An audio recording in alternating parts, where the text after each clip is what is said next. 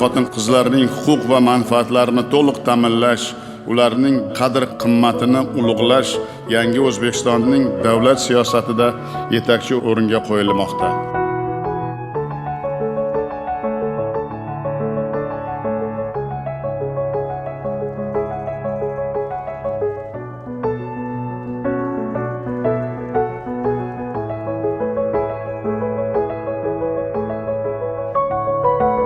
Bitta qizni o'qitsak, butun oilaga ta'lim bergan bo'lamiz.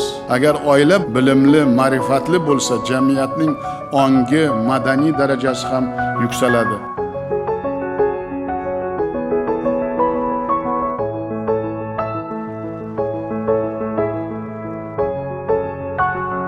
Aql zakovatli, bilimli, iste'dodli xotin-qizlarimiz davlat va jamiyatning barcha sohalarida namuna bo'lishmoqda.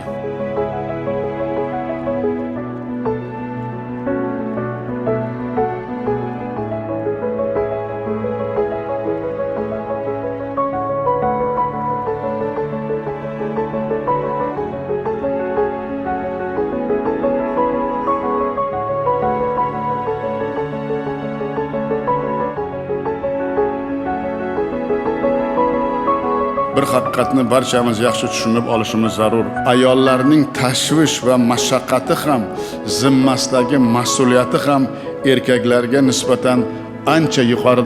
Uy ro'zg'or ishlari va farzand tarbiyasidan ortib ta'lim olayotgan, mehnat qilayotgan va tadbirkorlik bilan shug'ullanayotgan xotin-qizlar zamonamizning haqiqiy qahramonlari desak, bu ham to'g'ri bo'ladi.